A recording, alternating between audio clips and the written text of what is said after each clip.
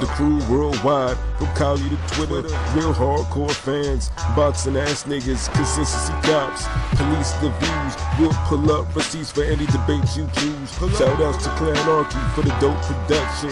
Ring gang stay with the best discussions.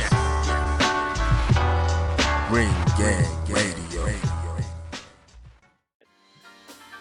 So another thing that happened today was the announcement that WBO super middleweight champion Billy Joe Saunders has officially signed with Eddie Hearn and Matchroom Boxing. Yeah. The zone.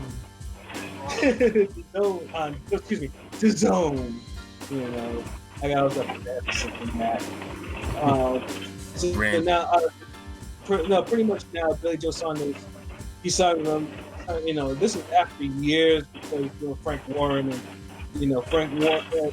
Saunders used to talk a lot of shit about Eddie Hearn. So seeing this quote unquote change of heart is slightly surprising, but there's a method behind this madness. These teams are trying to get the big fights as well. So, obviously, I know LB, you're not really a fan of Billy Joe Saunders and his fuckery, and neither am I. He could box. Dude could definitely box. Great style when he's on. On his game, not necessarily on performance enhancers. Right. When he on his game, yes, he could box. He definitely has A-level boxing ability or potential or talent, whatever you want to say. He passed the eye. Yeah, but his shenanigans and fuckery and that ain't really it ain't the business. Yeah, and that was the thing too. I used to watch a couple of his fights, on streams, of course. Because I don't think he ever had a fight on the Wealth TV, at least if I don't remember. But I remember prior to him actually facing Andy Lee. My thing was, I was hoping when Andy Lee was WBO middleweight champion that he would. I was fearing that if he would win, he would take it back to England and commandeer that belt. Well, unfortunately, that's what he did. He beat Andy Lee, and he didn't. He stayed in England and just decided to get on some one fight a year stuff. And then the fights that he did have when he was defending his belt, he didn't look all that great. He was looking good every other fight or every other two fights or struggling to make weight, which he would do it, but he would be flat. Obviously the Lemieux fight was the fight that made him because he outboxed the fuck out of Lemieux. That's honestly what got his name out the mud and buzzing again, if you want to be honest. Right. Him telling Eubanks that Golovkin would beat him in his ass, in one night, sure wasn't the right thing to say or the business at that point either. Yeah, absolutely.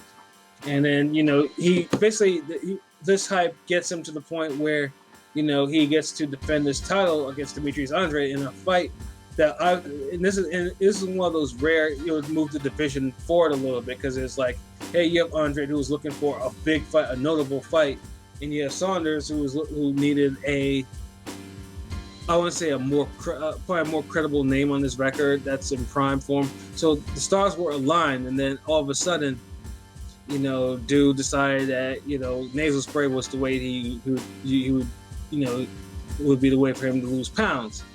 And obviously, it affected me directly as I had tickets to this fight.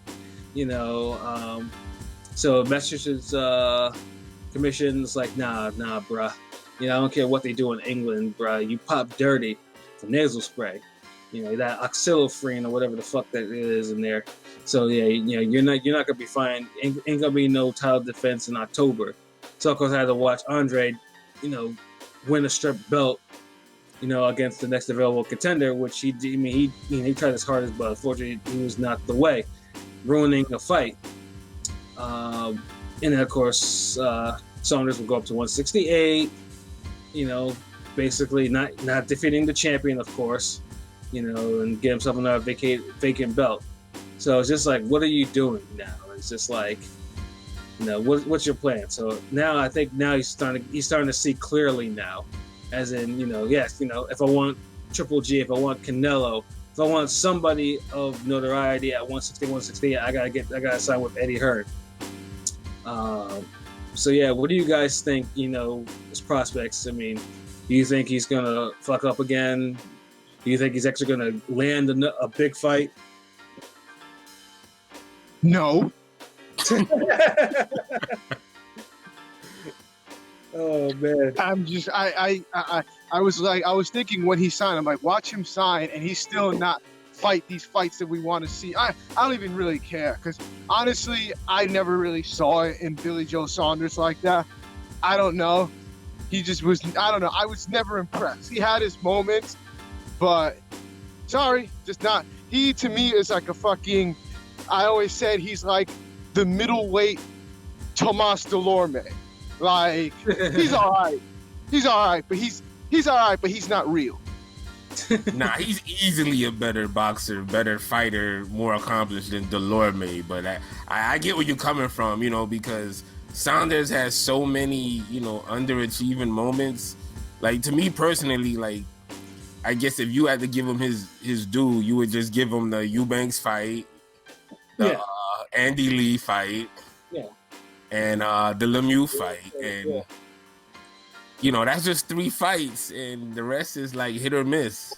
He has too many duds for me to consider him an A fighter. I just can't do it. And then sometimes he looks great against these nondescript opponents, but then it's like it only just pisses you off even more, because you're like, damn, why you can't just do that against someone who's good? Like shoot, y'all can check our channel. We got a highlight video of Saunders' last fight where he won the WBO, the vacant belt, and right, he kicks the shit out of this guy. But I mean, that's it. Like, okay, do that against Danny Jacobs. Like, I feel like that's the fight that they need to make next. Really, like, it should be no problem to make that. Both y'all big niggas is at 168. Don't even look down at Canelo, Andre, and Golovkin no more. That time has passed. Like, so all that shit about, well, I'm over here to make the fight now. And, nah, nigga, like, get the Callum Smith fight popping.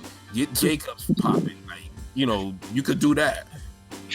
I think that fight is more feasible at 168 now, because I have it on good authority from sources that they tried to, like, at 160, fucking Jacobs tried like 3 different times to get Saunders to fight him. And at one point they even they agreed to the demands, and fucking Saunders pulled out at the last minute. Just from my sources. I do have some sources, but No, I feel you, because I remember a while ago Jacobs was trying to make a fight with Saunders, but nothing ever came out of it. It's just like you heard the talks had started, but then it just fizzled out. And we know Jacobs from he has more of a reputation for fighting challengers, fighting good challengers more often.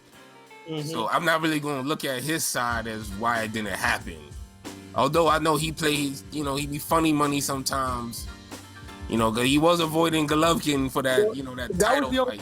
That was the only time Jacobs has ever played funny money, and that was with Jacobs. And he kind of wanted a little bit more than. And eventually, he kind of got what he wanted. Yeah. But other than that, he's not known as playing as. Yeah, exactly. That's what I'm saying. Like he still has like a way better reputation than Saunders. Like, I can't hold the shit he did with the funny money with Golovkin, because he ended up actually fighting him anyway. Even though it took a welterweight to kind of make him get more confidence to do it, but he still made the fight. Whereas Saunders, always popping shit, and the fight never happens. And and people legit always try to make fights with him happen, and it just doesn't. Like, he always fighting people that he know he could, he got an advantage over, or he could win over. Like, the style's in his favor. So he struggled in the Eubanks fight. Yeah, and that's the thing too. And he, like I said, and that's like usually, I'm quick to tell people, if I think a boxer is on some struggle shit, if I think, if he can't box or he lacking the boxy, that other stuff, I'm quick to tell him. But Saunders, as much as I don't like him as a personality, he can fight. And still, like, he can easily, if he put his mind to it, Dude is a problem for every middleweight or super middleweight out there. That's facts. Like, there's no one really out there that I could say 100% to say that could beat him. Because he actually does fight slick. He's actually pretty slick, and he's very hard to hit clean. And he jabs, and he knows how to control the ring, and he throws enough punches. Like, when he's on. Like, yeah. So I always give him his credit. It's just I always felt like he always pump faking when it comes to making the fights we want to see. And and some reason he feels like he's deserving of being a diva and being the A side this and all that other bullshit. And it's just, when you look at his career, it's just not at that level yet. Like, no, he has the talent to have more bodies than Jacobs, but he doesn't. So a guy like Jacobs has more respect, bigger wins on his name, command bigger money, that's just how it is. Exactly. And we ain't even talking about the Canelos and, Golovkin and even Andre, has better momentum than him now. Exactly. So yeah, this is basically what it does. Frank Warren wasn't leading him anywhere, so it's like you got someone with Eddie Hearn. Eddie Hearn, obviously, one thing about Eddie Hearn, and this is, that's not really mentioned enough, he does keep his fighters active. Like, you can't say that the top fighters that are signed to him, that they're not active. Like, they fight. They fight pretty frequently too.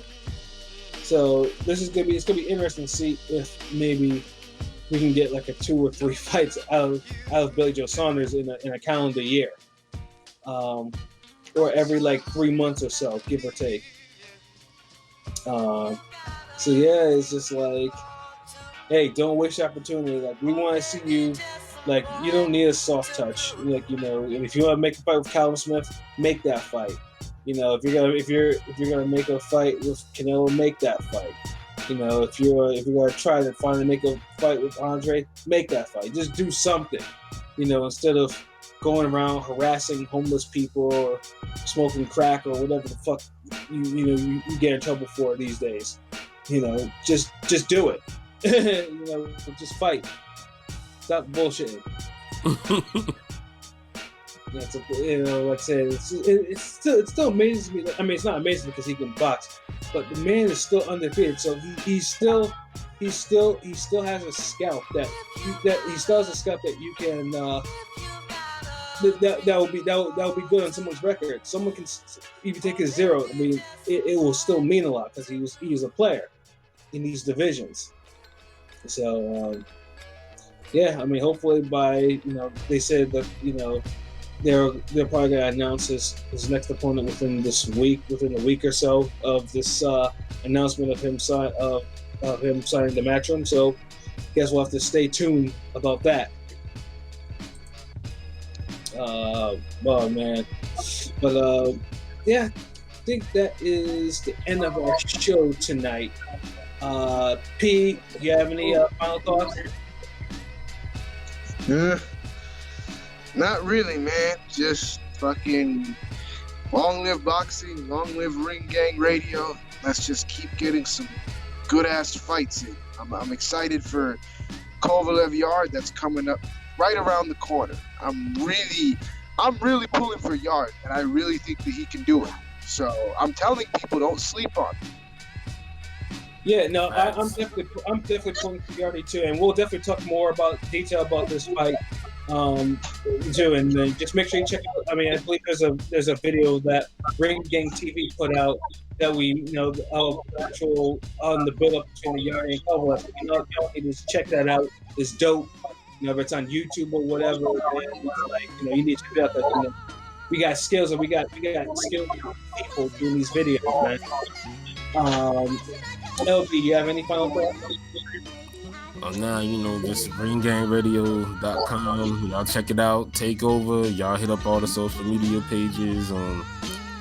You know, like Pat said, we got that new Bars and Boxing video out with Crusher Kovalev and Beast Yard. So be on the lookout for that. And you know, just be on the lookout for more shit. Got a Legends Edition Bars and Boxing video being worked on. You know, I'm not, you know, I won't say the name, but I'll say it's one of the most popular top heavyweights of all time. So that's the hint. Yes, sir. And my final thoughts is, I mean, obviously we do have a fight this weekend. You know, you have Emmanuel Navarrete, you know, fresh off his back-to-back victories over Isaac Dogbe. You know, he'll be making his title defense, second title defense on ESPN. I think it's regular ESPN Saturday night with Jesse Magdaleno in the co-main event. So I mean, if you have a Boxing Jones or whatever, you know, you can check that out. You know, who knows? You might turn into something. You might turn into something that you might want to watch. But yeah, that actually might be end up being a decent little scrap. Yeah, no, we'll definitely. Yeah, especially Magdaleno versus Rafael Rivera. I mean, Rivera gave LSC a hard fight, from what I remember. So yeah, you know, it might be a good TV card. So yeah, I mean, stay tuned for that. Other than that, we in there I'm working on a new Forgotten Fades article. You know what I'm saying? I got to, like I said, there's so many fights that need mentioning. So I always have a long list of them. So stay tuned for that. And that's pretty much about it. So for myself, Patscorpio, the New England representative, LB Shutterworth da Gawd, Goat Artist, for King P, Bodega P. This has been another episode of Real Talk, where as always, the shit's where we talk about it. So until next time, peace.